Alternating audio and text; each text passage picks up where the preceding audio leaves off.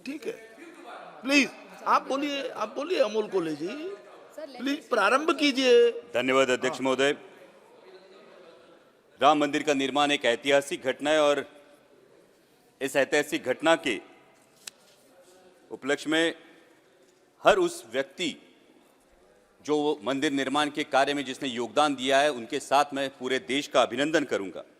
अध्यक्ष महोदय, राम मंदिर तथा मर्यादा पुरुषोत्तम प्रभु श्री राम ये राजनीतिक या चुनाव प्रचार का मुद्दा नहीं है, बल्कि हमारे देश की ये गौरवशाली परंपरा रही है कि धर्म में राजनीति नहीं होनी चाहिए और राजनीति में धर्म नहीं आना चाहिए, क्योंकि विश्व का इतिहास इस बात का गवाह है कि धार्मिक कट्टरता राष्ट्र को नुकसान पहुंचाती है, वही धार्मिक उदारता एवं वैश्विकता राष्ट्र को मानवता के ऊंचाई पर पहुंचाती है। और मुझे गर्व है मेरे हिंदू होने पर कि मेरा हिंदू धर्म इसी उदारता, वैश्विकता और सहिष्णुता की वजह से विश्व में वंदनीय है। आणि मला अभिमान आहे मी मराठी असल्याचा, कारण मी त्या महाराष्ट्रातून येतो ज्या महाराष्ट्रात छत्रपती शिवाजी महाराजांनी 18 पगड जातीच्या लोकांना एकत्र करून रयतेचं राज्य, स्वराज्य निर्माण केलं। मी त्या महाराष्ट्रातून येतो ज्या महाराष्ट्रामध्ये चंद्रभागेच्या तीरी 18 पगड जातीच्या वारकरी बांधवांचा, वैष्णवांचा मेळा जमतो आणि तो एकाच पांडुरंगाच्या चरणी लीन होतो। मी त्या महाराष्ट्रातून येतो ज्या महाराष्ट्रातून महात्मा फुले, राजर्षी शाहू महाराज, डॉक्टर बाबासाहेब आंबेडकर यांनी रूढींच्या आणि परंपरांच्या आणि कर्मकांडाच्या चौकटी झुगारून मानवतेला अधिष्ठान मिळवून दिलं। अध्यक्ष महोदय, राम मंदिर देश की आस्था का विषय, भक्ति मार्ग का विषय और भक्ति मार्ग में माध्यम, साधन और साध्य, इन 3 चीजों का बहुत महत्व होता है। जैसे हम पूजा पाठ करते हैं या जाप करते हैं या आरती करते हैं, ये माध्यम हुआ, सामने मूर्ति रखते हैं या फोटो फ्रेम रखते हैं, ये साधन हुआ, और साध्य होता है परमात्मा से आत्मा का संवाद। और इसीलिए राम मंदिर साध्य नहीं है, राम मंदिर साधन है। साध्य होना चाहिए मर्यादा पुरुषोत्तम प्रभु रामचंद्र जी के आदर्शों का अपने जीवन में अनुसरण करना, आचरण करना। प्रभु श्री राम जी एक वचनी, एक बानी, एक पत्नी कहलाते हैं। एक वचनी प्रभु श्री राम जी के जब हम भक्त कहलाते हैं, एक वचनी प्रभु श्री राम जी के जब हम भक्त कहलाते हैं, तो देश के युवाओं को 2 करोड़ रोजगार मिलने का वादे का क्या हुआ?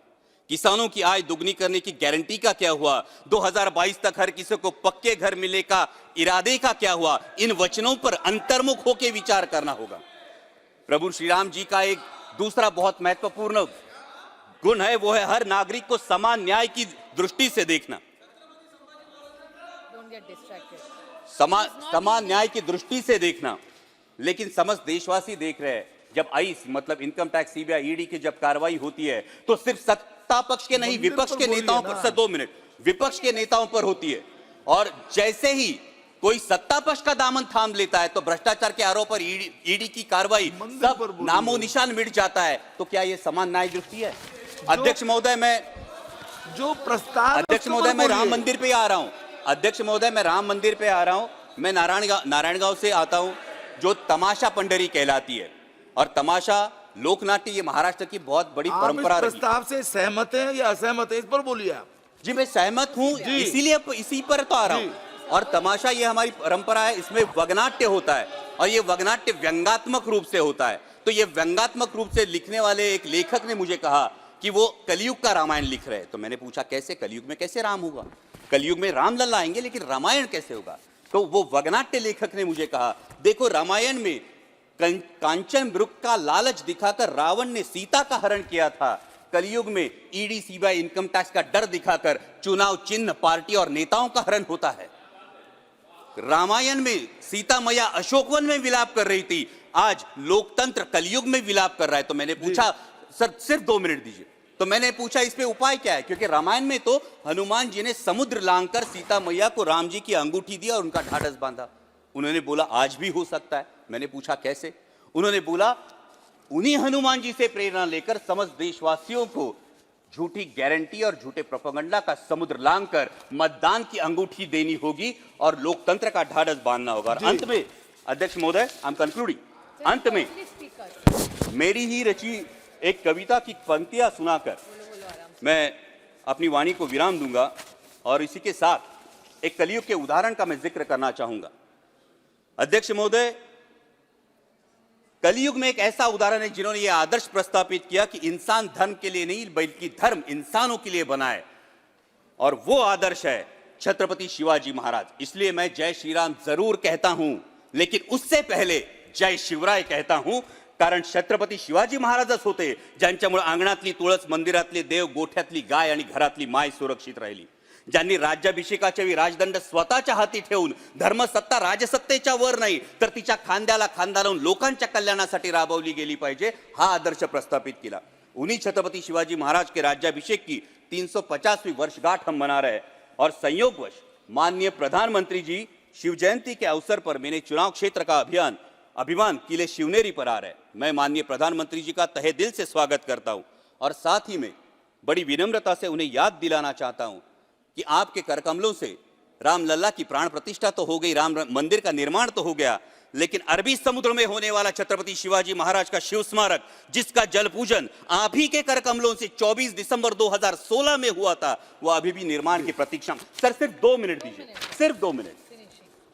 और इसी के साथ बराबर एक्सटेंड हो रहे हैं। सर उसी शिव स्मारक, एक ही स्पीकर हूं सर, और उसी शिव स्मारक के साथ मेरे चुनाव क्षेत्र शिवनेरी किले के परिसर में शिव संस्कार स्मारक बनाया जाए, जिससे देश के युवाओं को माता और मातृभूमि के लिए सर्वोच्च योगदान की प्रेरणा मिलती रहे।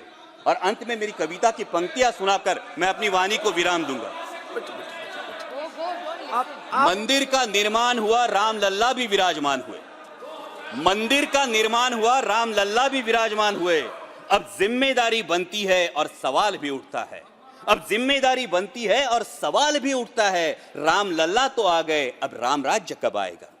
मंदिर में घंटा बजाने से, पूजा अर्चना करने से दिल को सुकून तो मिलेगा, परंतु मेरे देश में राम राज्य कब आएगा? आस्था के विषय पर राजनीतिक रोटियां सेकने से चुनाव प्रचार का मुद्दा तो मिलेगा। आस्था के विषय पर राजनीतिक रोटियां सेकने से चुनाव प्रचार का मुद्दा तो मिलेगा, परंतु मेरे देश में राम राज्य कब आएगा? राम राज्य तो तब आएगा, राम राज्य तो तब आएगा जब धोबी की तरह आम देशवासी की शंका का समाधान होगा, जब आज की शबरी के बेरों का आदर और प्रेम पूर्वक स्वीकार होगा, जब किसान, मजदूर, महिला, हर नागरिक के साथ समान न्याय होगा, किसानों को मेहनत का सही दाम और मेरे हर युवा के हाथ को काम होगा। राम राज्य तो तब आएगा। सर सिर्फ 2 मिनट कंक्लूडिंग सर।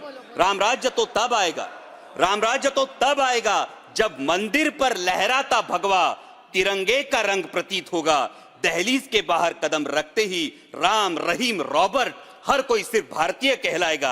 जब प्रत्यंचा तानने, सर सिर्फ 2 minute sir, let me sir, last line. Ram राज्य तो तब आएगा जब